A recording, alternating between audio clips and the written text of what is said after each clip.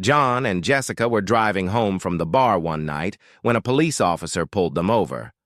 "Sir," the officer said, "I stopped you because your tail light is out." John quickly replied, "Oh, no, officer. I didn't realize. I'll get it fixed first thing tomorrow." Before the officer could respond, Jessica chimed in. "I told you 2 days ago to fix that tail light, but you didn't listen." The officer then asked for John's license, glanced at it, and said, "Sir, your license is expired." John sighed. "I didn't realize that either, officer. I'll handle it first thing in the morning." Jessica rolled her eyes. "I reminded you about the expiration notice last week. You even said you'd take care of it."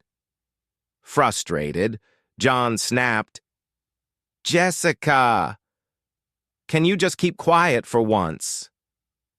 The officer leaned down and asked Jessica sympathetically, "Ma'am, does your husband always talk to you like this?"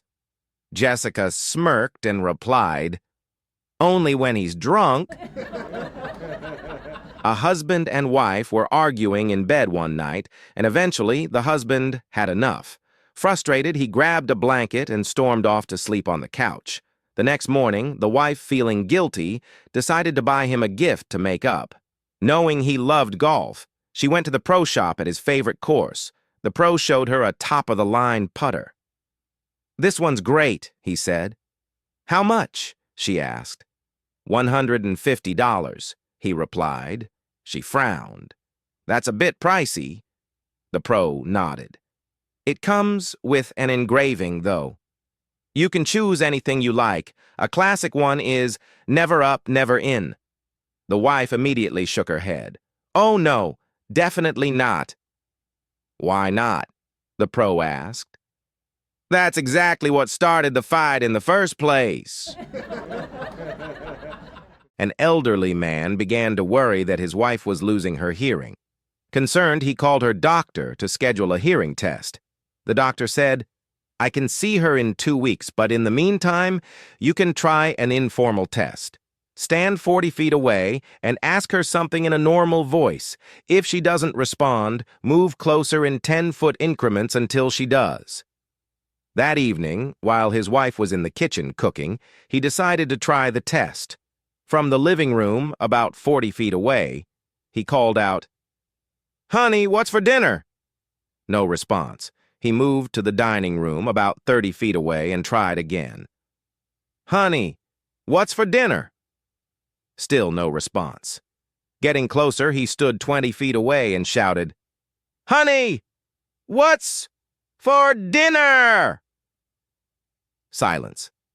Frustrated, he moved to the kitchen door only 10 feet away. "Honey, what's for dinner?" Nothing. Finally, he walked right up behind her and practically yelled, "Honey, what's for dinner?"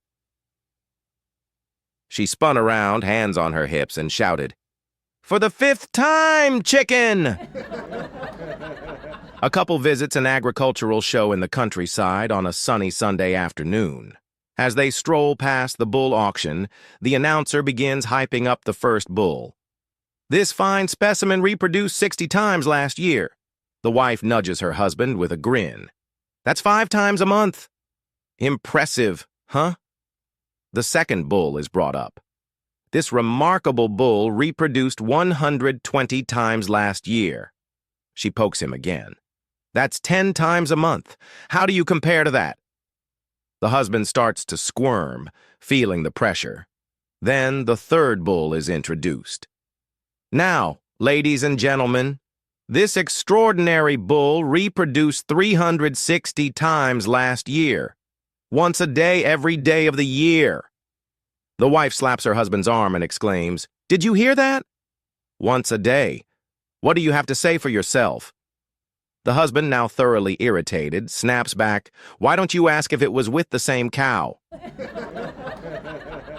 One Sunday morning, during the church's testimony meeting, a woman named Jill stood up, took the microphone, and began to address the congregation. "I want to share with you the terrible accident my husband Jim suffered last month," she began solemnly. The congregation listened intently. Jim was riding his Harley when he lost control, veered off the highway, and hit a tree. He was rushed to the hospital, and though he could have died, by the grace of God, he only suffered a broken scrotum. The congregation collectively gasped. The men shifted uncomfortably in their seats. "Since the accident," Jill continued, "Jim has been in terrible pain. He struggles to breathe, can't lift anything, and has even missed work.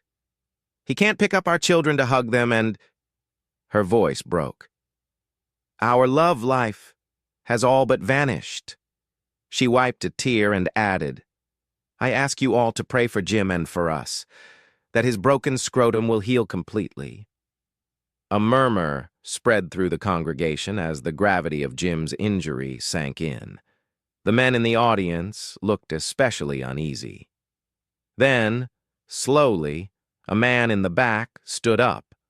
Hobbling his way to the front, he adjusted the microphone and turned to face the congregation. "My name is Jim," he said, grimacing slightly, "and I have just one word from my wife, Jill." He paused, letting the tension build, and then said, "Sternum." 3 women, a fiancé, a wife, and a mistress, were chatting about their relationships and decided they needed to spice things up. They came up with a plan. Each would wear a black leather bra, stiletto heels, and a mask that evening with their respective partners. A few days later, they met for lunch to compare notes. The fiancé said, "When my boyfriend came over, I greeted him in the leather bra, stilettos, and mask. He froze, then said, 'You are the woman of my dreams. We made love all night.'" The mistress chimed in, "I went to my lover's office wearing the leather outfit and a raincoat. When I opened the raincoat, he didn't say a word. He just swept everything off his desk, and we had the wildest night ever." Finally, the wife spoke up.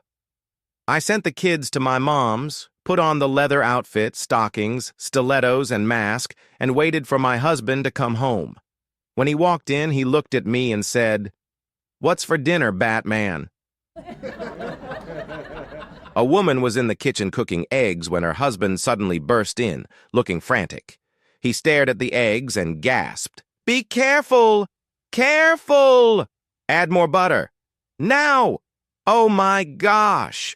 Startled, the wife rushed to the fridge for butter. "You're cooking too many at once! Too many!" he shouted. "Turn them! Turn them now!" Panicking, the wife hurried back to the stove. "Where's the butter?" he yelled. "We need butter! Do you even know what you're doing? They're going to stick! Hurry up!" Flustered, she dashed back to the fridge, fumbling for the butter. "Not so fast!" he cried. "Be careful with the eggs! You never listen to me! Turn them! No, not like that! Are you insane? Turn them properly!" At this point, the wife was near tears. "What is wrong with you? I know how to cook eggs!" Her husband stepped back, smiled calmly, and said, "I just wanted to show you what it feels like when I'm driving with you in the car." My wife walked in one evening with a brand new Gucci bag. It looked pricey. "Wow, honey," I said. "A Gucci bag?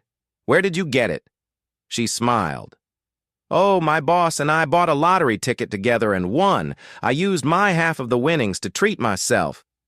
The next day, she came home wearing fancy designer sunglasses. "Those are some elegant shades," I said. "Let me guess, lottery winnings again?" "Yep," she said, grinning. My boss and I decided to try our luck again and won. I got these with my share. The day after that, she pulled into the driveway in a brand new Ferrari. I couldn't help but roll my eyes. "So, you and your boss won the lottery again?" "Absolutely. Isn't it amazing? All this winning has been so exhausting. Do me a favor and fill the bath for me, would you? I need to relax." "Sure thing," I said. A few minutes later, she walked into the bathroom and saw the tub filled with only an inch or two of water. "Honey, how is this supposed to work?" You need to fill it properly." I shrugged and replied, "Well, I didn't want to get your lottery ticket wet." A man loses his thesaurus, which he uses constantly. He searches everywhere in the house but comes up empty. Frustrated, he decides to ask his family. First, he approaches his daughter, who's curled up reading a book. "Man, did you take my thesaurus?" Daughter: "No, I've been reading all afternoon. Maybe ask my brother? He's always climbing up to high shelves. He might have used it as a step stool." So the man goes to his son, who's on the couch playing video games. Man: "Did you take my thesaurus?" Son: "Me? I hate reading. Maybe Mom has it." The man searches for his wife, but she's not home. Now he's really annoyed. Desperate, he heads out to the stables, where he spots their horse. With a sigh, he mutters, "I don't suppose you know where my thesaurus is?" The horse looks up and says, "Nope. Oops. I mean, nay." A husband and wife visit an adoption agency looking to adopt a child. They're dressed well and speak eloquently, so the social workers are immediately impressed. But when asked about their profession, the couple reveals, "We run a circus." The social workers exchange concerned glances. An environment full of animals and constant movement, it doesn't sound ideal for a child. So, the couple reassures them by showing photos of their 55-foot motorhome, spotlessly clean, well-maintained, and equipped with a large, pristine nursery. The social workers are impressed but still have concerns about the child's education. The husband calmly explains, "We have a full-time tutor who will teach the child all the usual subjects, plus French, Mandarin, and computer skills." Next, the social workers worry about raising a child in a circus environment. The wife reassures them, "Our nanny is a certified expert in pediatric care, child welfare, proper nutrition, and exercise. Everything a child needs." After hearing all of this, the social workers are finally satisfied and ask, "What ages were you looking to adopt?" The husband smiles and replies, "It doesn't matter as long as they fit in a cannon." After 20 years of marriage, a wife decides to surprise her husband Dave by taking him to a strip club for his birthday. She figures there's no harm in it, especially since she'll be there with him. They arrive at the club, and the doorman greets Dave with, "Hey, Dave. How you doing?" Puzzled, the wife asks, "Have you been to this club before?" "Oh, no," Dave replies. "He's on my bowling team." They take their seats, and a waitress comes over asking Dave if he wants his usual drink. She brings him a glass of red wine. The wife is growing more uncomfortable and asks, "How did she know you drink that?" "She's on the ladies' bowling league, honey. We share lanes with them." Then a stripper approaches their table, wraps her arms around Dave, and says, "Hi, Davy. Want your usual table dance, big boy?" Fuming, the wife grabs her purse and storms out of the club. Dave hurries after her and spots her getting into a cab. He jumps in beside her just as she's about to slam the door. Desperately, he tries to explain that the stripper must have mistaken him for someone else, but his wife is furious and screaming at him at the top of her lungs, calling him every name in the book. The cab driver turns his head and says, "Darn, Dave, looks like you picked an angry one tonight." 3 receptionists at a convention were chatting about how dodgy their co-workers were. The first said, "Nobody's more dodgy than car salesmen. My colleagues will patch up a car just enough so it drives off the lot, but then it breaks down right away. They'll claim it was in perfect working order." The second receptionist chimed in, "That's nothing. I work in a law office, and our lawyers will do whatever it takes to make sure your coworker isn't responsible for the lemon they sold you. They're the dodgiest." The third receptionist sighed. "That hits close to home." I bought a car that did exactly that. It worked fine when I drove it to work, but by the time I left in the evening, it wouldn't start. I took the car yard to court, and their lawyer argued they weren't at fault. He won the case. "Wow," said the first receptionist. "So, which was dodgier?" The third receptionist looked down and replied, "My colleagues. I work for the police. While I was sitting in my broken-down car in the station car park, one of my colleagues reversed into me and then arrested me for reckless driving." A man rents a room and agrees to pay extra if the landlady will prepare his work lunch every day. On the first day, she packs him a sandwich on regular bread, using leftover meatloaf from the night before, along with some fruit and a bottle of soda. When he returns home, he politely tells her, "It wasn't quite enough food." The next day, she makes 2 sandwiches, turkey this time, adds a container of salad, some crackers with peanut butter, and a slice of cake. That evening, he apologizes again and says, "The food was delicious, but I was still hungry. Could you possibly add a bit more tomorrow?" The following day, she pulls out long slices of sourdough bread and creates 2 massive sandwiches. She includes crackers with peanut butter, chips and dip, veggies with ranch dressing, and a whole 2-liter bottle of soda. That night, he smiles kindly and says, "It was almost enough food."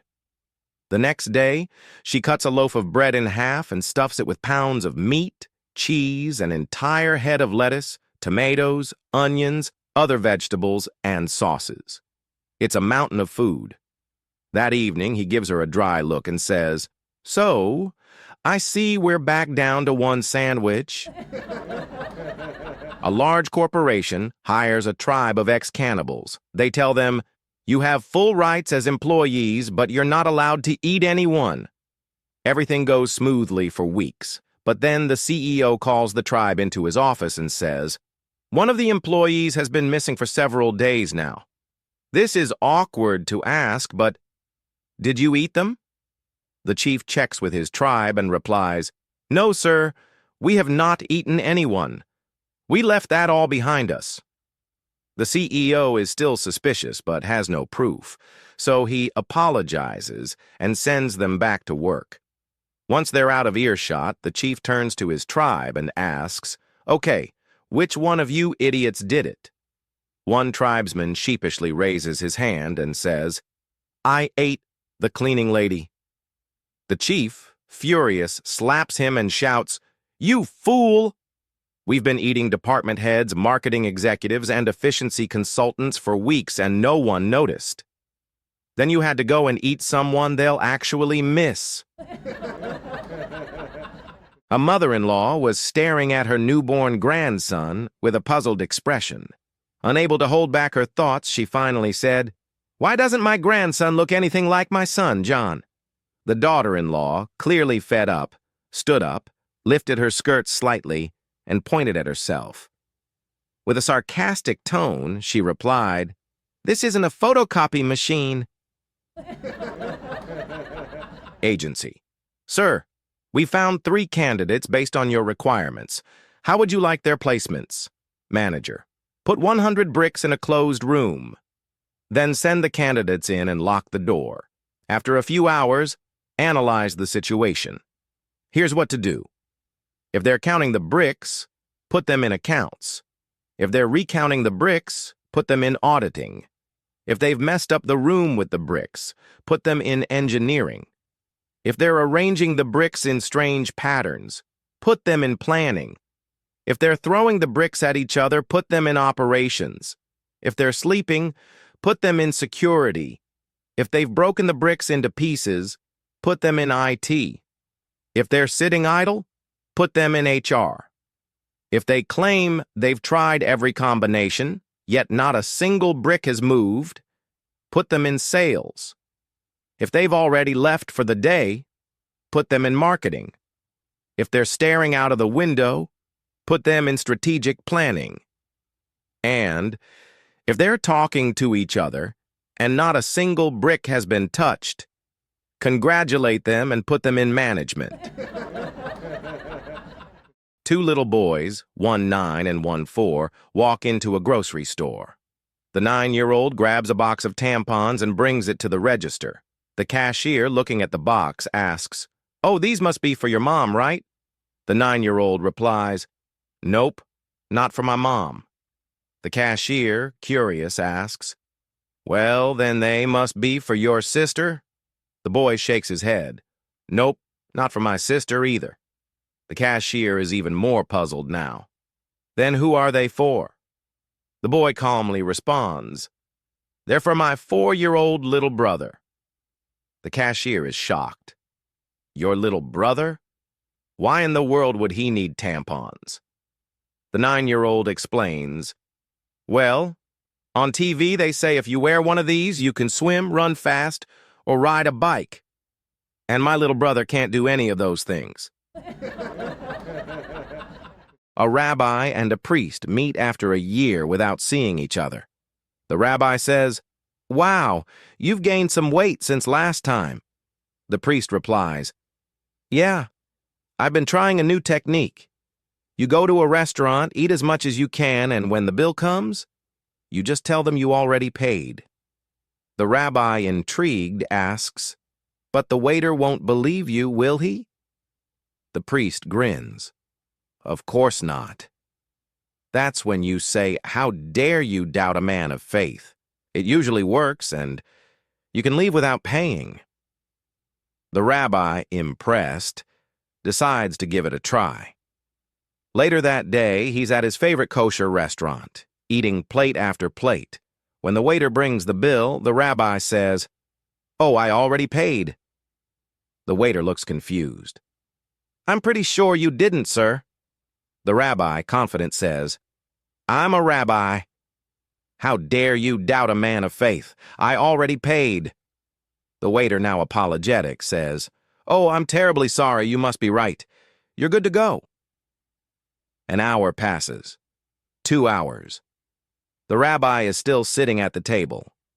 The waiter finally walks over and asks, "Sir, why are you still here?" The rabbi smiles and says, "Well, I'm still waiting for my change." A young man strides into the local coffee shop one Sunday morning, looking confident and a little smug.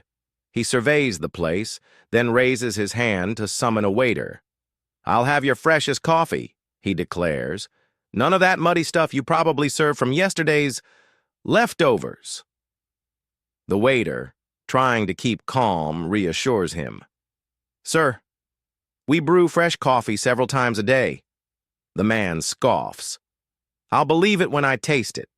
I'm from New York, and I know good coffee. There's no way you have anything decent here, so at least make a fresh batch for me."